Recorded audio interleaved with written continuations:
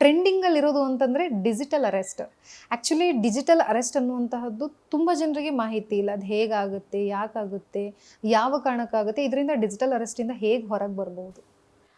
ಬಹಳ ಸುಲಭವಾಗಿ ಹೇಳಬೇಕು ಅಂತಂದರೆ, ಯಾರೋ ನಿಮಗೆ ಫೋನ್ ಮಾಡಿ, ನಾನು ಪೊಲೀಸ್ ಇಲಾಖೆಯಿಂದ ಫೋನ್ ಮಾಡ್ತಾ ಇದ್ದೀನಿ, ನಾನು ಇನ್ಸ್ಪೆಕ್ಟರು, ನಿಮ್ಮ ಆಧಾರ್ ಕಾರ್ಡು, ನಿಮ್ಮ ಪ್ಯಾನ್ ಕಾರ್ಡನ್ನು ಉಪಯೋಗಿಸಿ ಯಾರೋ ನಾರ್ಕೋಟಿಕ್ಸ್ನ ಸ್ಮಗಲ್ ಮಾಡಿದ್ದಾರೆ ಅಥವಾ ಕಳಿಸೋದಕ್ಕೆ ಪ್ರಯತ್ನ ಪಟ್ಟಿದ್ದಾರೆ, ಅದರ ಮಧ್ಯದಲ್ಲಿ ನಿಮ್ಮ ಹೆಸರು ಕಂಡಿರೋದ್ರಿಂದ ನಿಮ್ಮನ್ನು ಅರೆಸ್ಟ್ ಮಾಡ್ತಾ ಇದ್ದೀವಿ. ಈಗ ನಾವು ಮುಂಬೈಯಲ್ಲಿರೋದ್ರಿಂದ ನಾನು ಪೊಲೀಸ್ ಆಫೀಸರ್ ಆಗಿ ನಿಮಗೆ ಅರೆಸ್ಟ್ ವಾರೆಂಟನ್ನು ವಾಟ್ಸಪ್ಪಲ್ಲಿ ಕಳಿಸ್ತಾ ಇದ್ದೀನಿ. ಹಾಗೆಯೇ ನಾನು ಡಿಜಿಟಲಿ ನಿಮ್ಮನ್ನು ಅರೆಸ್ಟ್ ಮಾಡ್ತಾ ಇದ್ದೀನಿ ಈಗ ಸದ್ಯದಲ್ಲಿ. ನಾಳೆ ಬಂದು ನಿಮ್ಮನ್ನು ಫುಲ್ ಟೈಮ್ ಅರೆಸ್ಟ್ ಮಾಡ್ತೀವಿ ಅಂದರೆ ನೀವೇನು ರಿಯಾಕ್ಟ್ ಮಾಡ್ತೀರಾ? ಮೊದಲು ಗಾಬರಿ ಆಗ್ತೀರಾ. ಎರಡನೇದು, ಅವ್ರು ನಿಮಗೆ ಪ್ಯಾನ್ ಕಾರ್ಡಿನ ಸರಿಯಾದ ನಂಬರ್ ಹೇಳ್ತಾರೆ. ನಿಮ್ಮದು ಯಾವುದು ಪ್ಯಾನ್ ಕಾರ್ಡ್ ಇದೆಯೋ ಸರಿಯಾದ ನಂಬರ್ ಹೇಳ್ತಾರೆ. ನಿಮ್ಮ ಪ್ಯಾನ್ ಕಾರ್ಡಿನ ಕಾಪಿಯನ್ನು ಕೂಡ ತೋರಿಸ್ತಾರೆ. ಹಾಗೆಯೇ ನಿಮ್ಮ ಆಧಾರ್ ಕಾರ್ಡಿನ ಸರಿಯಾದ ಕಾಪಿಯನ್ನು ಕೂಡ ತೋರಿಸ್ತಾರೆ. ಎಲ್ಲ ಇನ್ಫಾರ್ಮೇಷನನ್ನು ಹೇಳ್ತಾರೆ. ಅಂದಿದ ತಕ್ಷಣ ನಿಮಗೆ ಗಾಬರಿ ಆಗುತ್ತೆ. ಡಿಜಿಟಲ್ ಅರೆಸ್ಟು ಮಾಡಬಹುದಾ? ಏಕೆಂತಂದರೆ ಅವ್ರು ಹೇಳೋದು, ನೀವು ಡಿಜಿಟಲಿ ಅರೆಸ್ಟ್ ಆಗಿದ್ದೀರಾ, ನೀವು ವಿಡಿಯೋ ಕಾಲಲ್ಲಿ ನನ್ನ ಜೊತೆಗಿರಬೇಕು, ಈ ವಿಡಿಯೋ ಕಾಲನ್ನು ಡಿಸ್ಕನೆಕ್ಟ್ ಮಾಡೋ ಹಾಗಿಲ್ಲ, ಹಾಗೆಯೇ ನೀವು ನೋಡಿ ಇಲ್ಲಿ ಬೇಕಾದರೆ ಅಂತ ಹೇಳಿ ಪೊಲೀಸಿನ ಒಂದು ಇಲಾಖೆಯ ಸೆಟಪ್ ಏನಿರುತ್ತೆ, ಅಂದರೆ ನಮ್ಮ ಅಶೋಕ ಚಕ್ರ ಇರಬಹುದು, ಅಥವಾ ಪೊಲೀಸ್ ಯೂನಿಫಾರ್ಮಲ್ಲಿರುವಂಥ ವ್ಯಕ್ತಿ ಆಗಿರಬಹುದು, ಅಥವಾ ಆ ರೂಮಿನಲ್ಲಿ ಸೆಟಪ್ಪು ಪೊಲೀಸ್ ಸ್ಟೇಷನ್ ಥರ ಇರ್ಬೋದು, ಎಲ್ಲವನ್ನು ನಿಮಗೆ ತೋರಿಸ್ತಾರೆ. ತೋರಿಸ್ಬಿಟ್ಟು ನೀವು ಡಿಜಿಟಲಿ ಅರೆಸ್ಟ್ ಆಗಿದ್ದೀರಾ, ನೀವು ನಮ್ಮ ಮಾತನ್ನು ಹೊರತುಪಡಿಸಿ ನೀವು ಏನಾದರೂ ಡಿಸ್ಕನೆಕ್ಟ್ ಮಾಡಿದ್ರೆ ಕಾಲನ್ನು, ನಿಮ್ಮನ್ನು ಜೈಲಿಗೆ ಹಾಕ್ತೀವಿ ಅಂತ ಹೇಳಿ ಹೆದರಿಸ್ತಾರೆ. ಒಂದು ಈ ಥರ ಪೊಲೀಸ್ ಕಡೆಯಿಂದ ಆದರೆ, ಇನ್ನೊಂದು ಕಸ್ಟಮ್ ಡಿಪಾರ್ಟ್ಮೆಂಟಿಂದ ಅಂತ ಫೋನ್ ಮಾಡ್ತಾರೆ. ನಾವು ಕಸ್ಟಮ್ ಡಿಪಾರ್ಟ್ಮೆಂಟಿಂದ ಮಾಡ್ತಾ ಇದ್ದೀವಿ, ಏರ್ಪೋರ್ಟಲ್ಲಿ ನಿಮ್ಮ ಆಧಾರು ಪ್ಯಾನ್ ಕಾರ್ಡಿನ ಮೂಲಕ ಎಷ್ಟೊಂದು ಸ್ಮಗ್ಲಿಂಗ್ ಗೂಡ್ಸ್ ಸಿಕ್ಕಾಕೊಂಡ್ಬಿಟ್ಟಿದೆ, ಸೊ ಹಾಗಾಗಿ ನಿಮಗೆ ಅರೆಸ್ಟ್ ವಾರೆಂಟನ್ನು ಕಳಿಸ್ತಾ ಇದ್ದೀವಿ, ನೀವು ಡಿಜಿಟಲಿ ಅರೆಸ್ಟೆಡ್ ಅಂತ ಇನ್ನೊಂದು ಕಡೆ ಹೇಳ್ತಾರೆ. ಸೊ ಹೀಗೆ ಬೇರೆ ಬೇರೆ ಬೇರೆ ಕಥೆಗಳನ್ನು ಹೇಳಿ, ಬೇರೆ ಬೇರೆ ಆಫೀಸರು ಅಂತ ಹೇಳಿ ನಿಮ್ಮ ಮೇಲೆ ಡಿಜಿಟಲ್ ಅರೆಸ್ಟನ್ನು ಹೇರ್ತಾರೆ. ಸೊ ಇದರ ಬಗ್ಗೆ ಮಾಹಿತಿ ಗೊತ್ತಿಲ್ಲದೆ ಇರೋರು ಗಾಬರಿ ಪಡ್ತಾರೆ, ಮೊದಲನೇದು. ಎರಡನೇದು, ಮುಂದೆ ನನ್ನ ಜೀವನ ಏನು? ಹಾಗೆಯೇ ಅವರು ನಿಮಗೆ ಎಲ್ಲ ರೀತಿಯಾದ ಒಂದು ಕಥೆಯನ್ನು ಹೇಳ್ತಾರೆ. ಅಂದರೆ ನಿಮ್ಮ ಮನೆಯಲ್ಲಿ ಎಷ್ಟು ಜನ ಇದ್ದಾರೆ ಅಂತ ತಿಳ್ಕೊಂಡಿರ್ತಾರೆ.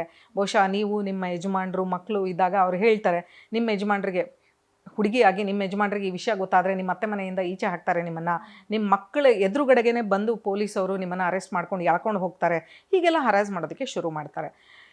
ಹೆದರ್ಕೊಳ್ಳೋದು ಒಂದು ಕಡೆ ಆದರೆ, ಎರಡನೇದು ಅವ್ರಿಗೆ ದಿಕ್ಕು ತೋಚ್ದಂಗೆ ಆಗಲ್ಲ. ಏನು ಮಾಡಬೇಕು ನಾನು ಮುಂದೆ? ಎಷ್ಟೋ ಸಲ ಏನಾಗುತ್ತೆ ಅಂತಂದರೆ, ನಾನು ಹೋಗಿ ಇದಕ್ಕೆ ಬೇಕಾದಂಥ ಸರಿಯಾದ ಮಾಹಿತಿಯನ್ನು ಪಡ್ಕೊಳ್ಬೇಕು ಅನ್ನೋ ಒಂದು ಮೈಂಡ್ಸೆಟ್ಟಿಂದ ಹೊರಗೆ ಬರೋದಕ್ಕೆ ಆಗೋದೇ ಇಲ್ಲ. ಅಂದರೆ ನಾನು ಇದನ್ನೇನೋ ಮಾಡಬೇಕು ಅನ್ನೋ ಒಂದು ನೆಕ್ಸ್ಟ್ ಮೈಂಡ್ಸೆಟ್ಟಿಗೆ ಹೋಗೋದಕ್ಕೆ ಬಿಡೋದಿಲ್ಲ ಅವರು. ಹಿಂದಿಂದೆ ಮಾತಾಡ್ತಾ ಇರ್ತಾರೆ, ಗಾಬರಿ ಪಡಿಸ್ತಾ ಇರ್ತಾರೆ. ಅದು ಕೊಡಿ, ಇದು ಕೊಡಿ, ನಿಮ್ಮ ಆಧಾರ್ ಕಾರ್ಡ್ ತೋರಿಸಿ ನನಗೆ, ನಿಮ್ಮ ಮನೆ ಎಲ್ಲಿದೆ ತೋರಿಸಿ, ನಿಮ್ಮ ರೂಮ್ ತೋರಿಸಿ, ಹೀಗೆ ನಿಮ್ಮನ್ನು ಗಾಬರಿ ಪಡಿಸಿ ನಿಮ್ಮನ್ನು ಒಂದು ರೂಮ್ ಒಳಗಡೆ ಲಾಕ್ ಮಾಡಿಬಿಡ್ತಾರೆ. ಮೊದಲನೇದಾಗಿ ಜನ ತಿಳ್ಕೊಬೇಕಾಗಿರೋದು ಏನು ಅಂದರೆ, ಡಿಜಿಟಲ್ ಅರೆಸ್ಟ್ ಅನ್ನೋ ಕಾನ್ಸೆಪ್ಟೇ ಇಲ್ಲ ಇಂಡಿಯಾದಲ್ಲಿ, ಬಹುಶಃ ಎಲ್ಲೂ ಇಲ್ಲ ಡಿಜಿಟಲ್ ಅರೆಸ್ಟ್ ಅನ್ನೋದು. ಎರಡನೇದು, ಯಾರೇ ನಿಮ್ಮನ್ನು ಅರೆಸ್ಟ್ ಮಾಡಬೇಕಾದ್ರೂ ನಿಮ್ಮ ಲೋಕಲ್ ಪೊಲೀಸ್ ಸ್ಟೇಷನ್ ಮೂಲಕ ಅವ್ರು ನಿಮ್ಮನ್ನು ಕಾಂಟ್ಯಾಕ್ಟ್ ಮಾಡಬೇಕು. ಮೂರನೇದು, ಈ ರೀತಿ ಯಾರಾದರೂ ಕಾಲ್ ಮಾಡಿದಲ್ಲಿ ತಕ್ಷಣ ನೀವು ಕಾಲನ್ನು ಡಿಸ್ಕನೆಕ್ಟ್ ಮಾಡಿ ನಿಮ್ಮ ನಿಯರೆಸ್ಟ್ ಪೊಲೀಸ್ ಸ್ಟೇಷನ್ಗೆ ಹೋಗಿ ವರದಿ ಮಾಡ್ಬೋದು. ನಿಜವಾಗ್ಲೂ ನಿಮ್ಮ ಮೇಲೆ ಯಾವುದಾದ್ರೂ ಅರೆಸ್ಟ್ ವಾರೆಂಟ್ ಇದ್ರೂ ಕೂಡ ಅವರು ನಿಮಗೆ ನಿಮ್ಮ ಲೋಕಲ್ ಪೊಲೀಸ್ ಸ್ಟೇಷನ್ ಮೂಲಕನೇ ಬರ್ಬೋದು. ಇದರ ಜೊತೆಗೆ ಲೀಗಲ್ ಫಾರ್ಮ್ಯಾಲಿಟೀಸ್ ಇರೋದರಿಂದ ಯಾರು ಹಾಗೆ ಡೈರೆಕ್ಟಾಗಿ ಬಂದು ನಿಮ್ಮನ್ನು ಅರೆಸ್ಟ್ ಮಾಡೋಕ್ಕಾಗಲ್ಲ. ಹಾಗೆ ಡಿಜಿಟಲ್ ಅರೆಸ್ಟ್ ಅನ್ನೋ ಕಾನ್ಸೆಪ್ಟೇ ಇಲ್ಲ.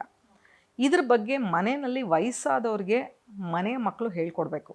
ಏಕೆಂದರೆ ಜಾಸ್ತಿ ಜನ ವಯಸ್ಸಾದವರೇ ಇಲ್ಲಿ ಸಿಕ್ಕಾಕೊಳ್ತಾ ಇರೋದು. ಗಾಬರಿ ಪಡೋವಂಥದ್ದು ಏನಿಲ್ಲ.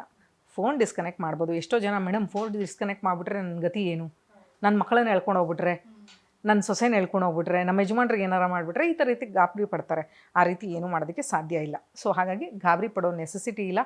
ಡಿಜಿಟಲ್ ಅರೆಸ್ಟ್ ಅನ್ನೋ ಒಂದು ಕಾನ್ಸೆಪ್ಟೇ ಇಲ್ಲ ಅನ್ನೋವಾಗ ಡಿಜಿಟಲಿ ನಿಮ್ಮನ್ನು ಯಾರೂ ಅರೆಸ್ಟ್ ಮಾಡೋದಕ್ಕಾಗಲ್ಲ. ಹಾಗೆಯೇ ಪೊಲೀಸ್ ಆಫೀಸರ್ ವರದಿನಲ್ಲಿ, ಅಂದರೆ ಒಂದು ಯೂನಿಫಾರ್ಮಲ್ಲಿದ್ದು ನಿಮ್ಮನ್ನು ಹೆದರಿಸ್ತಾ ಇದ್ದಾರೆ ಅಂತಂದರೆ, ನೀವು ಖಂಡಿತ ಪೊಲೀಸ್ ಸ್ಟೇಷನ್ಗೆ ಹೋಗಿ ಕಂಪ್ಲೇಂಟನ್ನು ಕೊಡ್ಬೋದು. ಇದಕ್ಕೆ ಬೇಕಾದಂತಹ ಸರಿಯಾದ ಮಾಹಿತಿ ಗೊತ್ತಿರೋರ ಜೊತೆ ನೀವು ಮಾತು ಕೂಡ ಆಡಬಹುದು.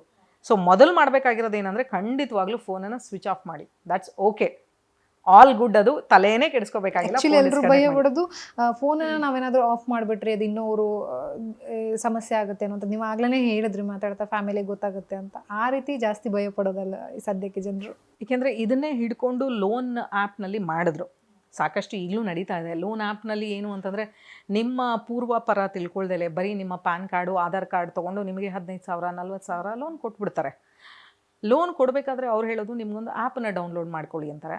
ಆ್ಯಪನ್ನು ಡೌನ್ಲೋಡ್ ಮಾಡ್ಕೊಂಡ್ಮೇಲೆ ಅದರಲ್ಲೂ ವಿಶೇಷವಾಗಿ ಮಹಿಳೆಯರು, ಗೃಹಿಣಿಯರು, ಸಣ್ಣ ಪುಟ್ಟ ಕೆಲಸಕ್ಕೆ ತಕ್ಷಣಕ್ಕೆ ಬೇಕಾಗತ್ತೆ, ಗಂಡನ ಹತ್ರ ಕೇಳೋಕ್ಕಾಗಲ್ಲ, ಅಥವಾ ಕಷ್ಟ ಇದೆ, ಗಂಡ ಇಲ್ಲ, ಮನೆಯಲ್ಲಿ ತೊಂದರೆ ಇದೆ ಅಂದಾಗ 40,000 30,000ಕ್ಕೆ ಬಿದ್ದು ಲೋನ್ ತೊಗೊಂಡ್ಬಿಡ್ತಾರೆ. ಅವರ ಒಂದು ಫೀಸ್ ಅಂತ ಹೇಳಿ 8,000 10,000 ಆಲ್ರೆಡಿ ಇಟ್ಕೊಂಡಿರ್ತಾರೆ. ಅಂದರೆ 40,000ದಲ್ಲೇ ನಿಮಗೆ ಸಿಗೋದೇ 32 33,000. ಇದ್ರ ಮಧ್ಯದಲ್ಲಿ ನೀವು ಆ್ಯಪನ್ನು ಡೌನ್ಲೋಡ್ ಮಾಡ್ಕೊಂಡಿರ್ತೀರಾ. ನಿಮ್ಮ ಸೆನ್ಸಿಟಿವ್ ಪಿಕ್ಚರ್ಗಳನ್ನ ಮಾರ್ಫ್ ಮಾಡಿರ್ತಾರೆ. ಅವರು 15 ದಿನಕ್ಕೆ ನಿಮಗೆ ದುಡ್ಡನ್ನು ಕೊಡೋದಕ್ಕೆ ವಾಪಸ್ ಕೊಡಿ ಅಂತ ಕೇಳೋದಕ್ಕೆ ಶುರು ಮಾಡ್ತಾರೆ, ಇಂಟ್ರೆಸ್ಟ್ ಕೊಡಿ ಅಂತ ಕೇಳೋದಕ್ಕೆ ಶುರು ಮಾಡ್ತಾರೆ, ಹರಾಜ್ ಮಾಡೋದಕ್ಕೆ ಶುರು ಮಾಡ್ತಾರೆ. ಯಾವಾಗ ನೀವು ಫೋನನ್ನು ಸ್ವಿಚ್ ಆಫ್ ಮಾಡ್ತಿರೋ, ಈ ಫೋನ್ ಸ್ವಿಚ್ ಆಫ್ ಕಥೆನ ನಾನು ಅಲ್ಲಿ ಕನೆಕ್ಟ್ ಮಾಡ್ತಾ ಇದ್ದೀನಿ. ಫೋನನ್ನು ನೀವು ಯಾವಾಗ ಸ್ವಿಚ್ ಆಫ್ ಮಾಡ್ತೀರಾ, ನಿಮ್ಮ ಫೋನಿನ ಎಲ್ಲ ಕಾಂಟ್ಯಾಕ್ಟ್ ಡೀಟೇಲ್ನ ಹ್ಯಾಕ್ ಮಾಡಿ ಇಟ್ಕೊಂಡಿರ್ತಾರೆ. ಸೊ ಅವ್ರೇನು ಮಾಡ್ತಾರೆ, ನಿಮ್ಮ ರಿಲೇಷನು ಅಂದರೆ ಹಸ್ಬೆಂಡ್ ಅಂತ ಸೇವ್ ಮಾಡಿರ್ತೀರಾ, ಮಗ ಮಾವ, ಇದೇ ಥರ ನಾವು ಸೇವ್ ಮಾಡೋದು, ರಮೇಶ್ ಮಾವ ಅತ್ತೆ ಆ ಥರ ಸೇವ್ ಮಾಡ್ಕೊಂಡಿರ್ತೀವಿ. ಅಂಥವ್ರಿಗೆಲ್ಲ ಫೋನ್ ಮಾಡಿ ನಿಮ್ಮ ಆ ಮಾರ್ಫ್ಡ್ ಇಮೇಜ್ನ ಕಳಿಸೋದಕ್ಕೆ ಶುರು ಮಾಡ್ತಾರೆ. ಈಕೆ ಇಂಥ ಕೆಲಸ ಮಾಡ್ತಾ ಇದ್ದಾಳೆ, ಇವಳು ನಿಮ್ಮ ತಂಗಿನೋ ಅಕ್ಕನೋ ಯಾರೋ ನನಗೆ ಗೊತ್ತಿಲ್ಲ, ಸಾಲ ನನ್ನ ಹತ್ರ ಇಸ್ಕೊಂಡಿದ್ದಾಳೆ, ಕೊಡ್ತಾ ಇಲ್ಲ, ಕೊಡೋದಕ್ಕೆ ಹೇಳಿ.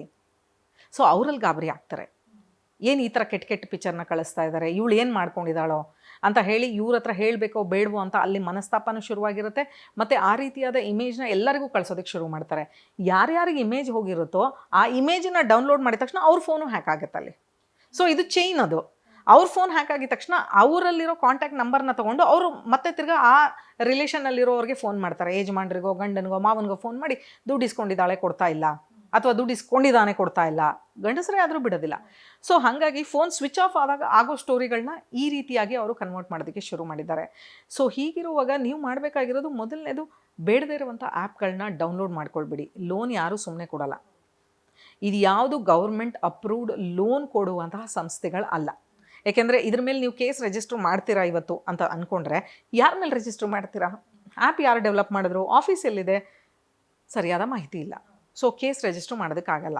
ಅದರ ಜೊತೆಗೆ ಎಷ್ಟೋ ಕಡೆ ಕೇಸ್ ರಿಜಿಸ್ಟರ್ ಆದ್ರೂ ಅದರಲ್ಲಿ ಒಂದಷ್ಟು ಡಿಸ್ಕ್ಲೈಮರ್ಗಳಿರುತ್ತೆ.